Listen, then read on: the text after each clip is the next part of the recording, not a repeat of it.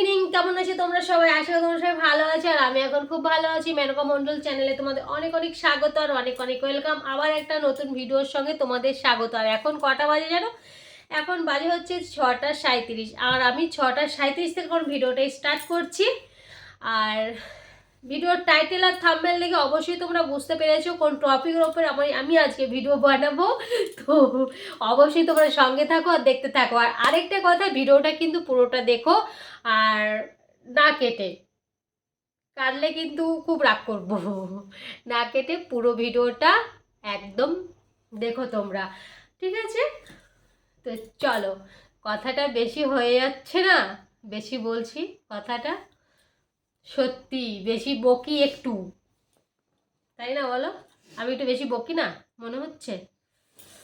আমার মাথাটা একটু ডিস্টার্ব আছে, তার জন্য বকি আমি। তো চলো ভিডিওটা শুরু করি, বেশি কথা না বলে। তো কথাটা বেশি বলছি, তো চলো শুরু করা যাক আজকের ভিডিওটা। তো আজকে কী বিষয়ে আলোচনা করবো জানো তো? বলো তো কী বিষয়? সত্যি কথা বলতে আগে বুঝিনি, এখন বুঝতে পারছি। এখন বুঝতে পারছি বলতে, আগে হয়তো আবেগে কাজ করেছি, বিবেকে কাজ করেনি।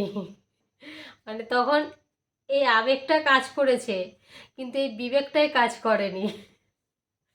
এখন বুঝতে পারছি তখন মানে আহ, কেন ওই কাজগুলো করেছি, কি করেছি, ঠিক আছে? সেটা তখন তো ওই মুহূর্তে অতটা বোঝা যায় না, আর অতটা সম্ভবও না বোঝা তখন। মানে সবাই মানে কি বলবো, আর বলে আর বলার ভাষা নেই আমার। তো যাই হোক, ঘটনাটা হচ্ছে গিয়ে, বলবো? বলি। ঘটনাটা হচ্ছে গিয়ে, আমরা, তোমরা শোনার জন্য একদম আকুল, একদম আকুল সুরে বসে আছো কি বলতে চাইছি, তাই না? তো আমরা কিভাবে বিয়ে করলাম, তাই তো? আমরা কিভাবে বিয়ে করলাম? প্রথমে তোমাদের দাদাভাই আমাকে কিন্তু, না সরি ভুল বললাম, প্রথমে তোমাদের দাদাভাই আমাকে রং নাম্বারে ফোন করেছে, ঠিক আছে? রং নাম্বারে ফোন করেছে। তারপর রং নাম্বারে ফোন করার পর আমার খুব হাসি পাচ্ছে বলতে।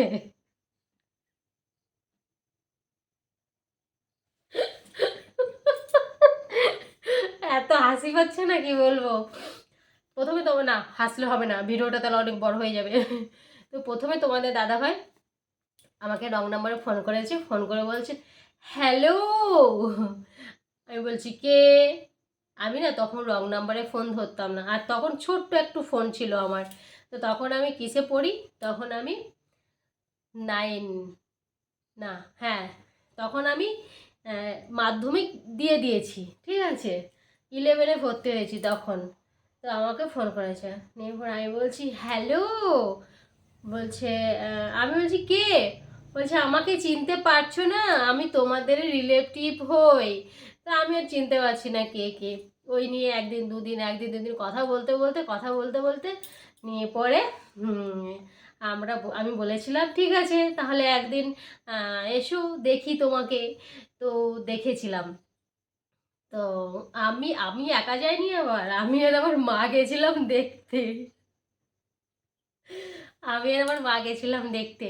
তো দেখার পর মাকেও সেরকম বলিনি, মাকে বলেছিলাম যে হ্যাঁ একটা ফ্রেন্ড আসবে, তো চলো দেখে আসি। মা কিন্তু জানে না, নাহলে যেতই না। নিয়ে পরে যাই হোক, দেখে এসে আমি বললাম যে আমি আমি ফার্স্ট তোমাদের দাদাকে বলেছিলাম আই মিস ইউ, ঠিক আছে? তো হ্যাঁ আমি মিস করি, হ্যাঁ ভালো লেগেছে, এরকম করতে করতেই তারপরে ওর বাবা এসছিল আমাকে দেখতে, ফার্স্ট আমার শ্বশুরমশাই। হুম। তো আমার আর কি পছন্দ হয়েছিল, আর তোমাদের দাদা ভাইয়েরও আমাকে পছন্দ হয়েছিল, ঠিক আছে? কিন্তু অনেক দূরত্ব হয়ে গেছিলো। এখন যদি কাউকে বলি না, কেউ বিশ্বাসই করতে চায় না যে আমরা এইভাবে রিলেশনটা আমাদের কিভাবে হলো, অত দূরের থেকে কালেকশন কিভাবে হলো, ঠিক ঠিক আছে, কিন্তু নাম্বারটা কে দিয়েছিল সেটাও আমার রিলেটিভের কেউ নাম্বারটা দিয়েছিল তোমাদের দাদাভাইকে, পরে তো বুঝতে পারলাম কে দিয়েছিল, আমারই রিলেটিভ, ঠিক আছে, আমার মায়ের রিলেটিভ, তাই সে নাম্বারটা প্রচার হয়েছে ওই দিক থেকে। বহুত বড় ঘটনা, যদি বলতে চাই তাহলে রাত দিন থাকবে না, তাহলে ভিডিওটা আমারও চলতেই থাকবে, শেষ আর হবে না। ওই টপিকের কে নাম্বার দিয়েছিল কি দিয়েছিল ওই টপিকের উপরে তোমাদের আবার একদিন ভিডিও করে দেখাবো, মানে ভিডিও করে অবশ্যই আপলোড দেবো, ঠিক আছে। তো তারপরে আমার শ্বশুরমশাই আমাকে দেখতে এলো, দেখার পর আমার শ্বশুরমশাই আমাকে খুব পছন্দ হয়েছিল, ঠিক আছে। আর আমার শ্বশুরমশাই সত্যি এখন হয়তো আমার শ্বশুরমশাই আমাদের মাঝখানে এখন হয়তো নেই, কিন্তু আমার শ্বশুরমশাই আমাকে খুব ভালোবাসতো, ঠিক আছে। তো সত্যি কথা বলতে আমার শ্বশুরবাড়িতে, হ্যাঁ আজকে আমি সত্যি কথাই বলছি, আমার শ্বশুরবাড়িতে শ্বশুরমশাই আমাকে বেশি ভালোবাসতো আর আমার শ্বশুরমশাইয়ের বেশি পছন্দ হয়েছিল। তারপর গেল শ্বশুরমশাই আমাদের মাঝখানে নেই, যেখানেই থাকে যেন ভালো থাকে সবাই, তোমরাও সবাই কামনা করো যেন আমার শ্বশুরমশাই যেখানেই থাকে ভালো থাকে। তো তারপরে কিন্তু হঠাৎ আমার বাবা মা কিন্তু বিয়ে দেবে না, আমার বাবা একবার দেখে এলো, দেখেছে একদম গ্রাম্য একদমই গ্রামে। তো হ্যাঁ আমার বাবার কিন্তু পছন্দ হয়নি। তারপর আবার নদী ছিল, নদীর মাঝখানে, দুদিকে নদী তার মাঝখানে, তারপরে কারেন্ট নেই, বহুত বহুত মানে বহুত কিছু, ঠিক আছে। ওর জন্য আমার বাবা বলছে যে না ওইখানে মেয়ে বিয়ে দেবো না, বাবা বলছে দেবো না, বাবা মা বলছে দেবো না, বাবা গিয়ে দেখে এসছে যে দেবো না। তারপরে এখন আমি তোমাদের দাদাভাই কিন্তু আমার সঙ্গে দুবার, আমরা একবার মানে পার্কে দেখা করেছি, মানে ওর বোন গেছিল, ওর একটা বোন গেছিল, ওর দুটো বোন গেছিল, আর আমি গেছিলাম, আর আবার একটা বান্ধবী গেছিল দেখা করতে। তো জাস্ট দেখা করে এসেছি। তারপরে আমার দিদিমাদের বাড়িতে এসেছিলো, ওই নিয়ে অনেক দুবার এসেছিলো তোমাদের দাদাভাই বিয়ের আগে দেখা করতে। তো তারপরে ওরকম কেউ রাজি হচ্ছিল না। হ্যাঁ তারপরে কি করব, নিবে তোমাদের দাদাভাই আমাকে বলছে কি তুমি আমার সঙ্গে চলে আসতে পারবে। তো আমি বললাম না, তখন আমার আবেগে কাজ করেছে, বিবেকে কাজ করেনি, এইটা তখন ড্যামেজ হয়ে গেছিলো। তো আর আমি কিন্তু অতটা দেখিনি যে তোমাদের দাদাভাই কি কাজ করে, তোমাদের দাদাভাই কি করে, তোমাদের দাদাভাই কি চাকরি করে, তোমাদের দাদাভাই এগুলো ওইসব আমি দেখিনি। তখন আমার ভালো লেগেছে, ওর কথাবার্তা শুনে আমার ভালো লেগেছে। সত্যি কথা বলতে তোমাদের দাদাভাই আমার সঙ্গে ফোনে এত সুন্দর করে কথা বলতো না, আমার মন ভরে যেত। আর এখন যদি কথা বলেন আমার রাগ হয়, কেন বুঝি না, তোমরা কিন্তু কিছু মনে করো না, ঠিক আছে। সত্যি বলছি, তখন আমার সাথে কথা বলতো, আমার এত ভালো লাগতো না, এত ভালো লাগতো না কি বলবো। আর আমি ওর ওর কথাতেই, ঠিক আছে, আর ও কি কাজ করতো না করতো আমি ওইসব অত কিছু ওকে জিজ্ঞাসাই করিনি, কোনো দিনও জিজ্ঞাসা করিনি।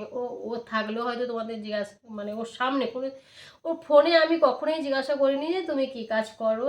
শুধু একদিন জিজ্ঞাসা করেছিলাম, ও শুধু আমাকে একদিনই বলেছিল, যেটা বলেছিল সেটা এখন কাজ করি, সেটাই যে কাজ করি ওই কাজের কথাই বলেছিল, কিন্তু অন্যভাবে বলেছিল, ঠিক আছে, অন্যভাবে যে আমি গ্যারেজে মিস্ত্রি একটা, সেইভাবে বলেনি, আমাকে অন্যভাবে বলেছিল। যাই হোক বেশি কথা বাড়াবো না। তো আমি অতটা জিজ্ঞাসা করিনি।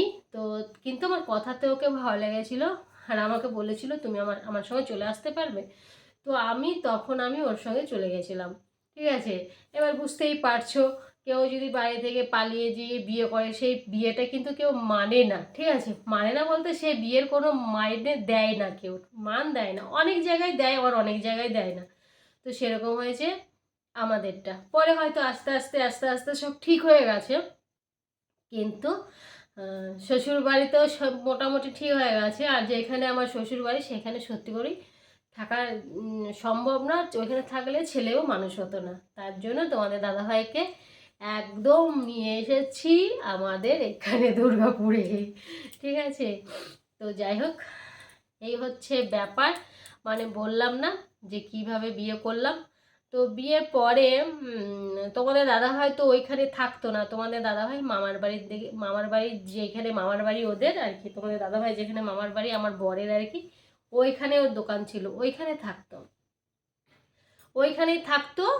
আর ওইখানেই দোকান ছিল, ওইখান থেকে আর বাড়িতে আসতো না, হয়তো 6 মাস কি 2 মাস কি 3 মাস পর পর এই বাড়িতে আসতো আর কি, যেখানে ওর মা বাবা থাকতো, যেখানে ওর দাদা থাকে সেখানে ওরকম আসতো, বেড়াতে আসতো আর কি। হ্যাঁ তো এখানে থাকতো না, সেই হিসেবেও কিন্তু আমি মানে এগিয়েছিলাম, বিশেষ করে যে ও তো এখানে থাকে না।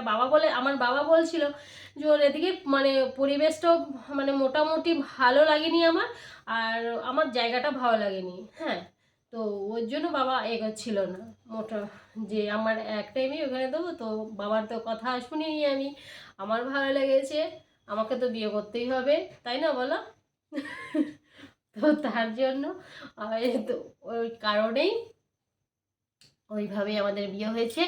আর ওইখানে চলে গেছিল যখন নিয়ে গেছে, আহ, নিয়ে যাওয়ার পরে আমাদের বিয়ে হয়েছে বৈশাখ মাসের একদম লাস্টে, মানে 31শে মাস ছিল, সেই 31 তারিখেই আমাদের বিয়েটা ওই শ্বশুর বাড়িতেই হয়েছে।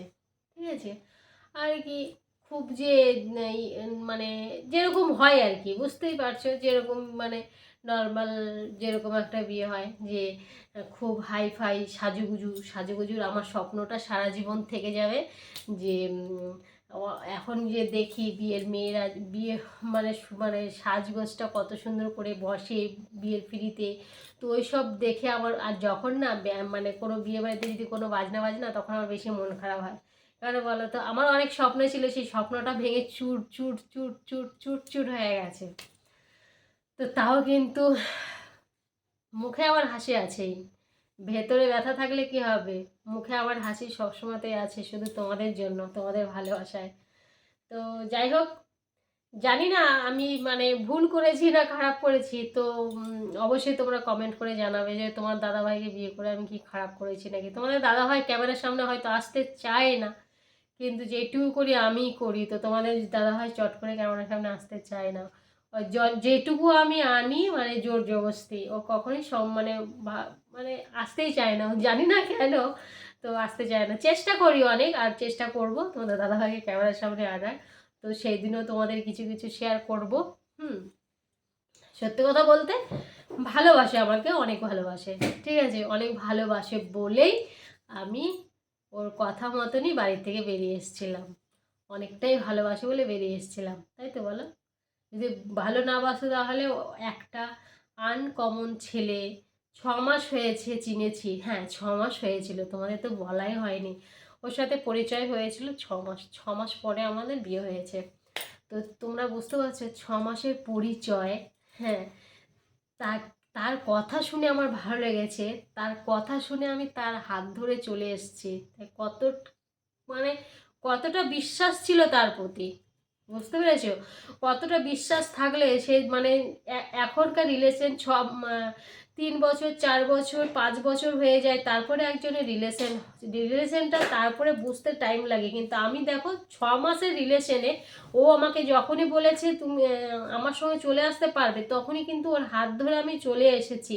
কিন্তু আমি আগে পিছিয়ে কোনো দিকে দেখিনি, এতটাই বিশ্বাস করেছি, এতটাই মানে বিশ্বাস করে তারপরে বেরিয়ে এসেছি।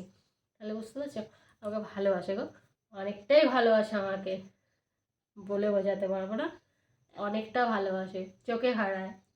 তাই তো, আবার বলছি তাই তো, এ হচ্ছে ব্যাপার। তো ঠিক আছে, আজকে তো তোমাদের বলেই দিলাম যে আমরা কিভাবে বিয়ে করেছি। আর সত্যি কথা বলতে আজ একটু একটু হালকা হলো তোমাদের বলতে পেরে। তো ঠিক আছে, চলো আজকের ভিডিওটা আমি এখানে শেষ করছি, আবার তোমাদের সাথে দেখা হচ্ছে নেক্সট ভিডিওতে। আর তোমরা ভালো থেকো, সুস্থ থেকো, আর ভিডিওটা ভালো লাগলে অবশ্যই অবশ্যই কমেন্ট করো। ঠিক আছে, তো সবাইকে bye bye, tata, good night.